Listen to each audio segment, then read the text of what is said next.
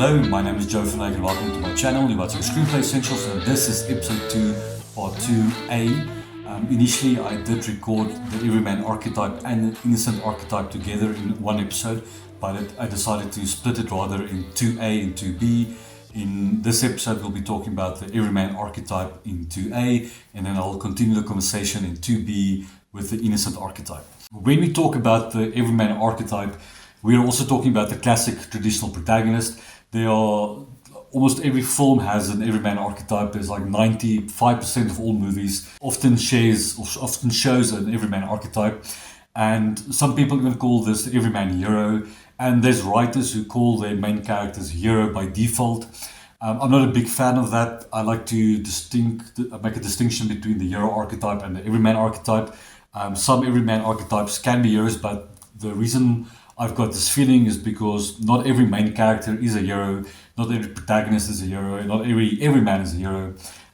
But when writers call their main characters hero, they are inferring a sense of responsibility in you as a writer to build in that magnetizing hook that we find with the hero archetype. When we see the hero archetype, we root for them, we engage into those stories, especially when they're selfless and they are humble and they put others in front of themselves. That's often a fantastic hooking mechanism, and we as the audience love to root for those characters. So they want the writer to take on that responsibility to build those components in. If you remember the Golden Diamond from Series 1, that fear, desire, empathy and likability is important ingredients in helping you create that hook. Then the second reason is that in every Everyman story, generally in a narrative sense, there are obstacles that your character goes through, and whether they fail at them or they succeed, those gradual things can be considered as heroic moments, especially in the third act when they defeat the villain, defeat the antagonist, solve their world problem, solve their world crisis. They are considered a heroic feat especially when they improve themselves or experience some sort of growth or change arc. They come out as a hero, and this is why a lot of writers often refer to as either the Everyman hero or just a hero by default. Then there's also the thing about dramatic weight and how you deal with the conflict. For example, if I give you two scenarios, the first one would be like a hero archetype that goes on a quest to slay the dragon, kill the monster, save a person, save someone, the epic grand adventure, versus a ordinary plumber that accidentally loses his wedding ring, and his super objective is to get his wedding ring back. So now naturally the audience will go, the hero on a quest is more entertaining than the plumber trying to find his wedding ring. But naturally it all has to do with how you treat the conflict and how you treat the dramatic weight of those stories, because the plumber trying to get his wedding ring back can be far more entertaining than the generic hero archetype that goes on a quest, whereas the human drama can be very complex and very engaging with the audience, and vice versa as well. But the Everyman archetype does fall under the hero umbrella, and whether you call this character a classical traditional protagonist, Everyman hero, a hero by default, or every woman or every individual, it doesn't matter. I'm not going to force anything upon you. Just understand when I keep the originals by the names, and I refer to this character as the Everyman archetype. But let's jump into the more details of this character as we explore the Everyman in this episode. The Everyman archetype's definition is simply a regular person, a regular man or woman that experiences extraordinary things in their ordinary lives. The Everyman archetype is a unisex term. It's both man or woman. But if you're a female writer, you're more than welcome to call this an every woman if you like. The Everyman archetype is often known as the good neighbor, the silent minority, or the jock, the nerd, the girl next door, the cheerleader, the average Joe or the ordinary Jane. They're ones who work hard, they get along with everyone, they have a strong desire on connection and forming relationships with people. Even if they are deprived from relationships, they often have a super objective to be connected with someone. They are ones who fit in society as comfortable as possible, and generally you'd think that they ought to be content with their lives and or just their survival in their lives, their jobs, their marriage, their friends, their relationships. But often it's the case that they are feeling some sort of discomfort in their lives, and then that propels them into that call to adventure and leads them to that inciting incident that propels them into the extraordinary world. The Everyman archetype serves as a mirror to the audience. We see often ourselves in those characters very easily when they are empathetic, they are kind, they're relatable, they are accepting, they are compassionate, they're humble, they're very authentic, and that authenticity helps us create almost like automatic likability in those characters. They may even represent our subconscious acceptance to our averageness of human nature, not as a failing, but a passport to human experiences. And the everyman is often like a vessel to the lesser forms of stories that we find that doesn't necessarily make the headlines of the news. They're often ones who are very grounded in ordinary lives, like the film Wicked Little Letters. That's basically two ordinary women that lives next to each other, and someone is writing dirty letters, and they're trying to get to the bottom of who's the true culprit. Then the popular arcs that's used with Everyman archetypes are the growth and the change arcs. The decline ones and the redemption and the rise and fall ones, those are exceptions to the rule. The generally ones that's being used in this round type of character is change and growth arcs, and they seldomly a flat positive character. They are ones who are complex and round. And if we see the Everyman archetype in its 4 levels, when applying the growth arc, for example, using the ladder arc. If you're unaware of ladder arc, watch series 1, episode 3, if I recall. That just explains a bit what the ladder arc is. But the first type of status level that you find with the everyman is the loner everyman. This is an unemployed type of person.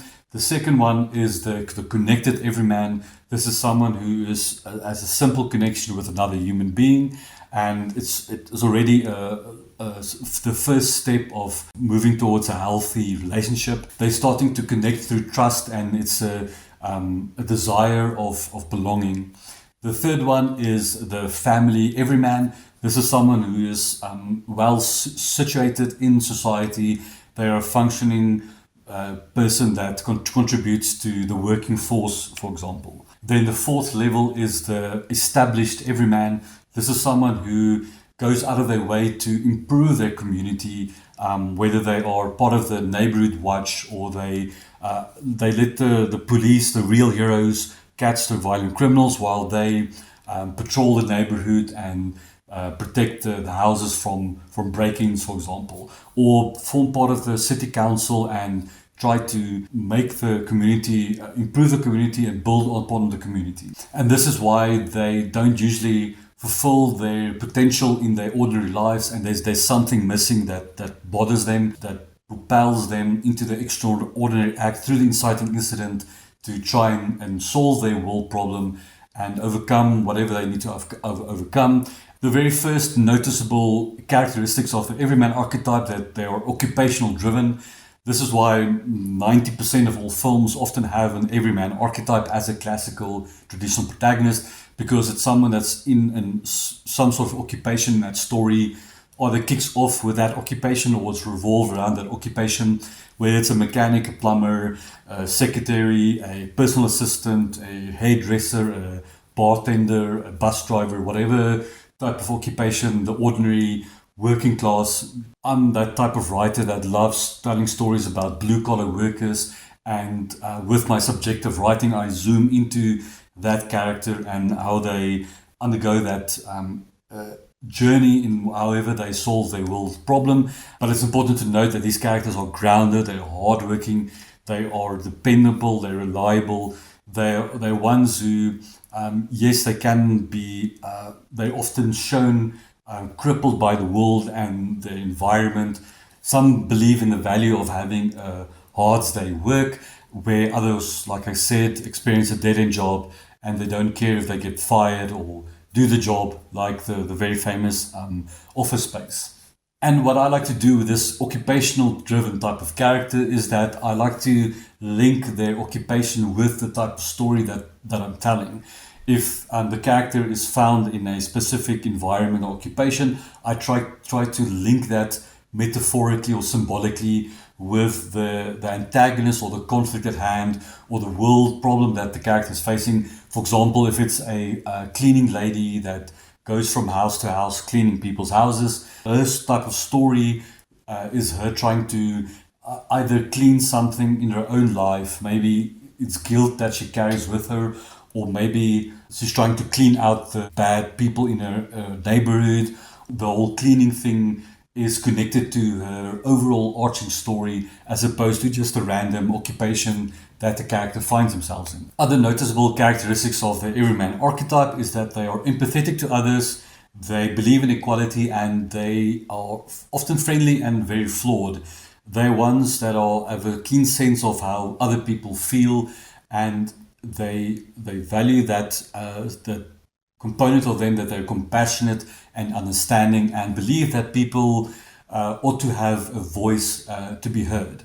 And they rarely exhibit prejudice against minorities or people with disadvantages in society. When another character struggles, the Everyman archetype often puts it upon themselves to help that character, and why they are so relatable to the audience. Because most people want to help their neighbor and they feel good about themselves if they do a good deed in that sense, and why this character beautifully falls under the hero archetype or the hero umbrella as someone that will go out of their way to help another human. The Everyman archetype gets along with everyone and believes in a very simplistic, balanced view of the world, helping your neighbor, contributing, and obey the rules of society. Generally, the Everyman archetype is a friendly character because they want to form relationships, they want to be connected, they are friendly, but some of them can be sour when they're rejected by society. But they're not perfect human beings or pristine, they are very flawed, like an ordinary protagonist ought to be. These flaws will be like ordinary things that people struggle with, whether it's personal insecurities, pessimism, cynicism, and just ordinary things that they may even lack ambition. And it's common for them to have problems of how people view them, how they view themselves, their body, their image to the world. They may experience short-tempered road rage, or even episodes of anxiety or depression, especially when they experience midlife crisis. And it's important to reference Maslow's hierarchy of needs. It's a theory that suggests that the lower level needs to be satisfied first before motivating them to pursue the high level of needs, and in them obtaining their super objectives or their self-actualization, which is just a place where they find their serenity and becoming a complete human being. Generally, the Everyman archetype doesn't feel the need to upset the status quo, but that's a boring story, and often is the case where they are thrown into the deep end, they're thrown into the extraordinary world, when they are forced to reconcile with their basic needs, their security, their stability, and their belonging, and how they fit into society. And it's very important to note that these characters often have a strong family and cultural heritage. They believe in family and they believe in that support system. And also when those characters don't have those things, how it has a huge impact and influence on their lives. If it's a loner or an outcast, nomad type, that I will explain in a moment. The Everyman archetype are often the sitcoms and the series that forms TV that we are so in love with. If you think about Cheers and Taxi and the sitcoms of the 90s, Fresh Prince of Bel-Air, Friends, Seinfeld. If you think about The Office, Parks and Recreation, Desperate Housewives, all these things are so popular in pop culture because it beautifully showcases the Everyman archetype as main characters. Okay, so let's look at a couple of subtypes that you find with the Everyman archetype. The first one, the classical Everyman or the Classic Protagonist, without the risk of repeating myself, because most of the things I've mentioned in the definition forms part of this classic Everyman type. We find this ordinary human being that works hard, they're occupational, if it's a family man or a husband or wife, they've got a desire to work hard, provide, and form and establish a sort of security with their family. 90% of almost all films are one character trying to connect with another character. If you just have that basics of a level 1 to level 2 connection, you already have a full feature, a premise for a full feature. There's often a 50-50 thing that happens when the Everyman, they often start a story in the ordinary world as a very happy Everyman archetype, and then something happens that propels them into the extraordinary world. And the other 50% type is they are unlucky, or they are unfortunate, or they have a sense of depression. They feel that something's wrong in that ordinary world until the inciting incident wakes them up or throws them further down the drain, and they experience the extraordinary world that way. The Everyman archetype wants to be accepted by his or her peers. They want to be acknowledged for who they are, and often is the case when they don't get that, they form that sort of depression that is that weight that we carry on our shoulders that pushes us down. And the Everyman archetype, when they are part of a group or a society or just that level of acceptance, they find motivation in succeeding their super objective. Often it's the case that the classic Everyman archetype is of the blue-collar worker or the white-collar worker occupation, but they can be in a rich environment as a sense of someone who's born in a rich family, and they are traveling the world and exploring the world through the eyes of an everyman. A famous example is Roman Holiday with the princess that goes into civilian life to explore the world and see the world through an everyman type of archetype eyes before she goes back to the palace, and it's her extraordinary world that she experiences from the outside. It's not always that the everyman archetype is this good human being or perfect human being. They can even feel invisible to others, and they even may have a fear of rocking the boat or challenging the norms or the status quo. They may be ones who hate their job or hate their life circumstances but fear the worst. They can even be neurotic if they make too much friction or cause conflict or problems, that they will end up in a far worse state than they already are. So they try to have their head above water at least as possible, and we can identify with this as human beings. And Fargo, the series, is a fantastic, iconic example of the Everyman archetype that is thrown into the deep end.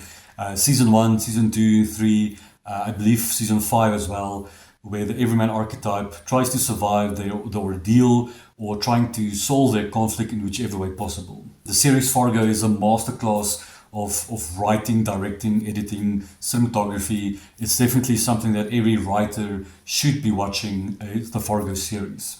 The Secret Life of Walter Mitty shows a timid and feeble manager from a magazine publishing company who's incapable of standing up for himself, and he retreats into a fantasy world where he's heroic, composed, confident, and the master of his own fate. And his adventure takes him across all corners of the world as he attempts to track down the mystery photographer. Bridget Jones' Diary is an average woman struggling with her age, her weight, her job, lack of boyfriend or romantic life, and there are many imperfections. As a New Year's resolution, she wants to take control of her own life, but unfortunately gets mixed up in a love triangle. Fences is a beautiful example of an everyman struggles. It's about an emotionally damaged man who struggles with his past while at the same time trying to provide for his family. The movie sheds light on various themes such as family dynamics, personal truths, and above all, power of forgiveness. Friction between father and son puts the relationship at test, and the main character's life highlights how people sometimes build fences around them to keep themselves in. The buddy cop genre, End of Watch, emphasized a strong bond between two main characters, highlighting their loyalty, support, and mutual respect for one another. This brotherhood extends in their personal lives, where they support each other, relationships, family, and events. Both men occasionally bend the rules, and their methods are sometimes unconventional, but their actions are ultimately driven by a desire to make their community safer. The next three I like to group together: the Everyman Outcast, the Everyman Nomad, and the Everyman Underdog. These ones are often very popular, used in narrative stories. The Everyman Outcast are ones who live on the fringes of society. They're often misunderstood, they are rejected, they are alienated by other people, and that rejection often forms from either voluntarily leaving society, or they carry some sort of guilt, or they are shunned from society. They believe in individualism, often have individualistic personalities. They can, or they may yearn for belonging, and they often struggle with a sense of identity, and find themselves struggling isolation. And through this journey, they find their strength to get back to society or form a connection. And the worst ones become amoral, immoral, and they are driven by revenge, or just have psychological problems or narcissistic tendencies. The outcast often has a unique perspective on how they would solve the problems. Because of living in the outskirts, they obtain knowledge and things that other people don't have, that allows them to solve their problems. They thrive despite their diversity. And if you think about the anti-hero, they often outcast, rejects of society. The anti-heroes, like I've mentioned in the previous episode, are ones who are still good human beings, but life has treated them like hell, and they're often punished for things that they try to do good, but they were punished for. This type of anti-hero is often the Everyman Outcast. The iconic Breakfast Club is an insightful character drama showcasing a group of teenager archetypes as they bond during this detention period. This group of misfits soon starts to realize that they're more in common with one another, and they start to connect with one another on personal levels. As the day progresses, they learn more about themselves in this coming-of-age genre. The iconic Dead Poet Society is a film about an English teacher that teaches at an all-boys high school poetry, and he uses unorthodox methods to reach out to his students who faces enormous pressure from their parents and the school. And these students break out from their shells as they pursue their dreams and seize the day.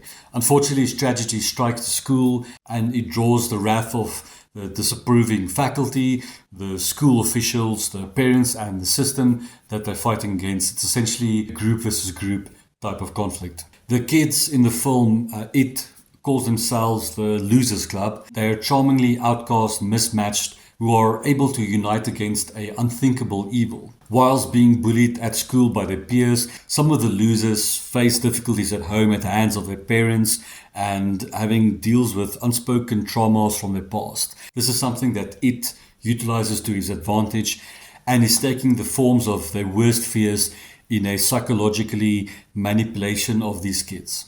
Slumdog Millionaire is a true story of a contestant of India's version of Who Wants to Be a Millionaire. The police arrest him because they believe he is cheating with the answers, as he is known as an illiterate slumdog.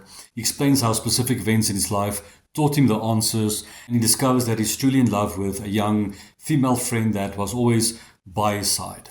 As well as the iconic Midnight Cowboys, which is a film about a naive Texas cowboy that is making his way through New York and trying to seek riches, fame, and fortune. But the only wealth he finds is in the friendship of a sleazy, small-time con man with big dreams. These two outcasts develop an unlikely bond that transcends their broken dreams, each finding a friend for the first time. The Nomad Everyman are ones who are definitely individualistic. They are very adaptable to their surroundings, survivors in their circumstances, and they believe in strong sense of community in how they move around, establish structures through either society or geographically, and they do not have a sense of belonging at all. The most famous and iconic nomads are your gypsies, your traveling bands, your hippies, and even the Khoisan scene in the movie The Gods Must Be Crazy. They were often known to be nomadic by nature. The nomads are self-reliant. They're not tied down to any system or society. They love to figure things out for themselves, and they find practical solutions to solve their problems. The nomads are often skeptical about traditional infrastructures, politics, religion, government, any type of society that forces them to form a routine, to a 9 to 5 type of job. They are ones who love to travel, to see the world, and they are ones who would live under a tree, under a tent, with zero problems about or worries about their safety or where they will get their next meal. Modern nomads often work around the systems, uses technology to achieve their goals. The famous series Silicon Valley is one of these shows that shows nomads trying to build an app and get investments and try to be unique and not trying to change the system, but to build something different and new that challenges the norms. And the nomads, in the spiritual sense, if you think about the biblical prophets and disciples, they are ones who will often have a yearning for deep knowledge in their connection with divine, and their obedience and guidance with the people that look to them for answers. Into the Wild is a true story about a young man that bravely sets out alone on what turns into a majestic journey, exploring the beauty and wonder of the world. He ultimately finds pleasure and joy along the sense of truth and purpose that he has been yearning for throughout his life, which also leads him into a very dangerous situation.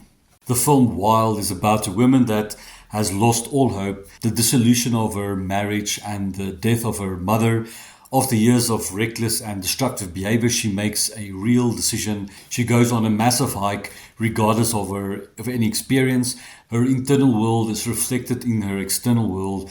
The film powerfully captures the terrors and pleasures of this main character, forging ahead in her journey, trying to strengthening herself and find herself, and ultimately heals. The iconic film Easy Riders shows two nomadic hippies that is on the road. They are Harley Davidson bikers, and they're on their way to do a drug deal in California, but they decide to do a cross-country trip in search of a spiritual awakening or a spiritual truth. On their journey, they experience bigotry and hatred and insults from inhabitants of a small town, and they soon get arrested by a local sheriff who throws them into jail, where they meet a alcoholic liberal lawyer who gets them out and joins them on the journey to New Orleans. Another beautiful example of two nomadic characters is seen in the film Scarecrow. The one character is a brawling ex-convict with dreams of opening a car wash, and he meets up with a clowning kid that is on his way back home from years spent at sea. One being an introvert and the other being an extrovert, complement each other as they try to survive on their skills, their wit, and strengthening their friendship through difficult times. Everyty is a Studio Ghibli animation of tiny nomadic humans who secretly live in the walls and under the floorboards of a human house. They are called borrowers. They borrow small things in order to survive and must avoid being seen by humans to protect themselves. And whenever they get exposed, they are forced to move again. Then the Everyman Underdog are specifically characters who are specifically disadvantaged in the setting that they find themselves, and they often have an ultimate triumph over the overwhelming odds that they face. The classic underdog comes from the biblical story of David versus Goliath. And in the story of David versus Goliath, David, who starts off as a shepherd, who becomes the king of Israel. David versus Goliath theme resonates with the audience in how we root for the character, and we see that there is hope for someone who can be seen as someone who's weak or just disadvantaged, that they still have the potential of greatness.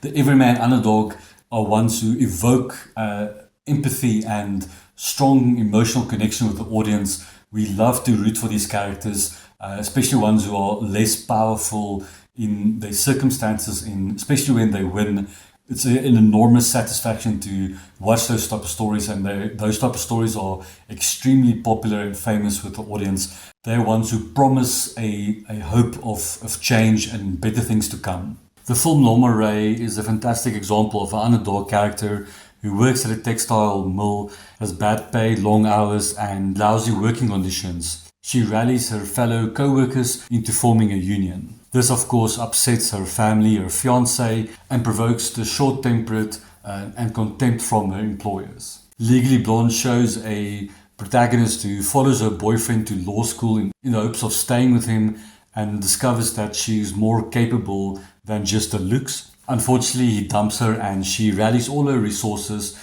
to obtain her degree in Harvard as a lawyer. She ends up waging a war against her employer that is involved in a sexual harassment, and she stands up for herself, fights the good fight for all the blondes in the world who faces indignities in the workplace. I've always felt Legally Blonde is more a proper Barbie movie than the actual Barbie movie itself. Then the Reluctant Everyman, or the Reluctant Hero as also known as.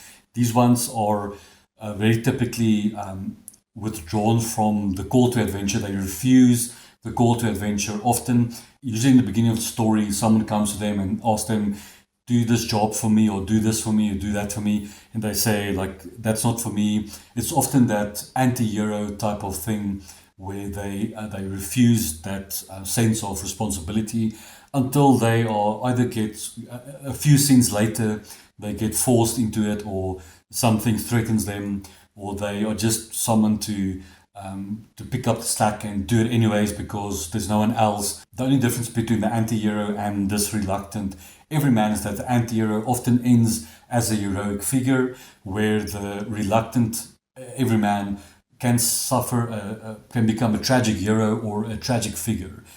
Ned Stark in Game of Thrones is a beautiful example of a reluctant everyman that gets asked to become the hand, and unfortunately pays the ultimate price with his life, becoming a tragic hero. Bilbo Baggins, another beautiful example in a fantasy genre where everyone is dwarves and hobbits and elves, where the Everyman archetype, the reluctant Everyman archetype, is Bilbo Baggins, and he starts off not wanting to do anything with adventure until he forms this strong community with the dwarves in them trying to achieve their super objective. But it's also important to know that the ordinary factor of these Everyman archetypes is an important component in their stories. It's often their grounded, logical, rational thinking in their everyman experiences that helps them solve their problems. And the main reason why these characters refuse the call to adventure is that their own risks are involved and they don't want to lose what's dear to them, and it's too much of a risk, the stakes are too high, and this is why they are often forced into the adventure. And this reluctant everyman is very identifiable, resonates with the audience because we as human beings are reluctant everyman.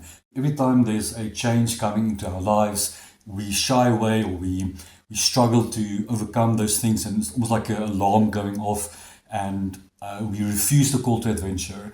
This is the reluctant everyman that all of us identify with. Han Solo, being a very iconic, reluctant anti-hero, starts off as a cynical smuggler, driven purely by self-interest. However, as the story progresses, he becomes more selfless and heroic, eventually joining the rebels and becoming a key player in the fight against the Galactic Empire. Arthur in The Hitchhiker's Guide to the Galaxy is a reluctant everyman, a normal, bewildered human who is saved from Earth's destruction and unexpectedly thrusted into the chaotic interstellar adventures. His persistent desire for tea and his general amazement about the universe's absurdities.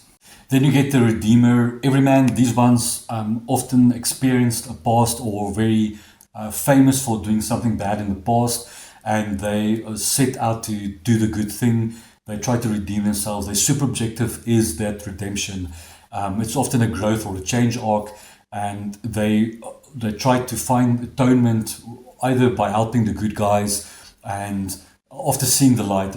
It can be immoral or amoral protagonists that has become anti-heroes, and they are trying to improve themselves, better themselves. The film Angel and the Bad Man, a very famous Western that shows a character with that have a problem past, and there's actually a sheriff that shadows him, that keeps reminding him that one day I'm going to hang you. He eventually gets to a point where he tries to help others to rise up from disgrace and settles down with a family and stop doing bad things. Film Atonement shows a tragic figure, diary protagonist, that misinterprets an event she witnessed as a kid, which led to false accusation and imprisonment. This devastating consequences of her childhood lie haunts her as she becomes a nurse, seeking to make amends by experiencing the harsh realities of the world.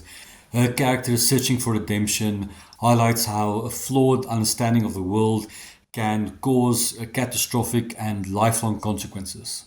District 9 shows a cowardly and selfish anchorman that displays little to no empathy for the aliens, that's kept in extreme circumstance, apartheid type of parody. The character experiences a change arc both internally and externally as he comes to terms to becoming the thing that he despised in the beginning. Oskar Schindler is a fantastic example of a redeemer everyman, where the character starts off as a greedy German businessman, but because of the brutal Nazi occupation and reign, he feels compelled to shelter the Jews in his factory, and it becomes a refuge for the Jewish. He managed to save 1,200 Jews, and afterwards wished he could have done better to save more people. The film's a testament to the goodness of their essence that's hidden behind that armor, that identity or that armor that a character puts on themselves. And when they strip off that armor, they show that they are a compassionate and a caring human being. Now, the last 4 Everyman archetypes I also like to group together as genre-based. So the first Everyman archetype that you find is the Everyman in danger. This is the very specific one character, one location type of genre, often where the character is, their super objective is to survive or solve their world problem in that given situation. And it's often 1 or 2 characters that are stuck in a location.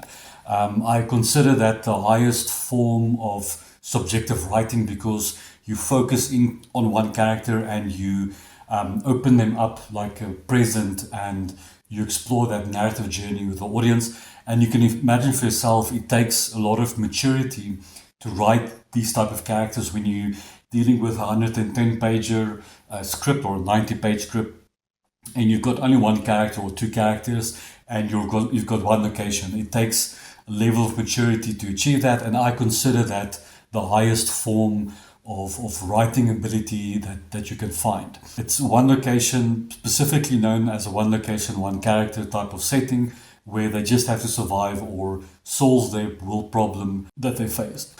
Or it can be a group of characters where, for example, the iconic abandoned ship where the characters are on a lifeboat, or the Alfred Hitchcock movie Lifeboat itself, where it's very iconic characters that stranded on a boat in the middle of the ocean, or characters who are on the road in the road genre movie, the travel movies. Locke is a prime example of this 1 type of character in a car, 1 location type of story.